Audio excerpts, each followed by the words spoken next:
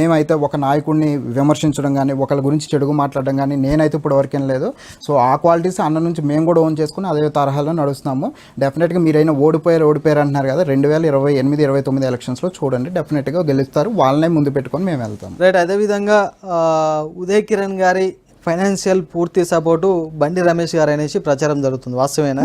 ఆ కంప్లీట్గా false information అండి యాక్చువల్గా. ఇప్పుడు ఎందుకంటే రమేష్ సార్ ఈ రోజు వరకు కూడా నాకు ఏ రూపాయి కూడా ఏమీ ఇవ్వలేదు, ఏమీ చేయలేదు. ఆయన ఏంటంటే నాకు మోరల్ సపోర్ట్ కానీ మేము చేసే కార్యక్రమాలు కానీ ఒక పిల్లర్ లాగా సపోర్ట్ లాగా నిలుస్తున్నారు. నాకు ఈ రోజు వరకు నేను ఆయన అడిగింది లేదు, ఆయన నాకు ఏ ఫైనాన్షియల్ కూడా నాకు చేసింది ఏం లేదు. కాకపోతే మీరు డివిజన్లో కానీ బయట వాళ్ళని కానీ ఇంకా ఎవరినైనా ఎంకరేజ్ చేసుకోవచ్చు.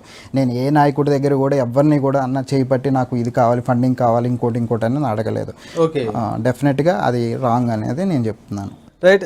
ఒక 10 రోజుల క్రితం మీ చారిటబుల్ ట్రస్ట్ ద్వారా ఒక చలివేంద్రం ఏర్పాటు చేసి చలివేంద్రం ప్రారంభించడం జరిగింది. ఆ చలివేంద్రం ప్రారంభోత్సవంలో భాగంగా మీ షేర్లింగంపల్లి ఎమ్మెల్యే అరకపూడి గాంధీ గారు అయితేంది, అదేవిధంగా ఇన్ఛార్జ్ జగదీష్ గౌడ్ గారు అయితేంది. ఫస్ట్ అరకపూడి గాంధీ గారు రిబ్బన్ కట్ చేయడం జరిగింది, సెకండ్ జగదీష్ గౌడ్ గారు రిబ్బన్ కట్ చేయడం జరిగింది. ఒకే రిబ్బర్ను డిఫరెంట్ టైంలో ఇద్దరితోటి ఎలాగ కట్ చేయించగలిగారు అసలు మీరు? నాకు ఎవరంటే భయం లేదు. ఫస్ట్ థింగ్, నేను ఏమైనా తప్పు చేస్తుంటే నేను ఒకరికి భయపడతాను, కానీ నేను ఒక తప్పు చేయనోడు ఎవరికి భయపడ్డాడు. First thing. Okay. Arekapudi Gandhi గారు అంటే నేను ఒక నాయకుడిగా ఆయనకు కూడా నేను ఇన్విటేషన్ ఇవ్వడం జరిగింది, అదేవిధంగా జగదీశానికి ఇన్విటేషన్ ఇవ్వడం జరిగింది. కానీ అప్పుడున్న పరిస్థితుల్లో అప్పుడున్న ప్రోగ్రామ్స్ దీనివల్ల గాంధీ గారు ముందు వచ్చారు.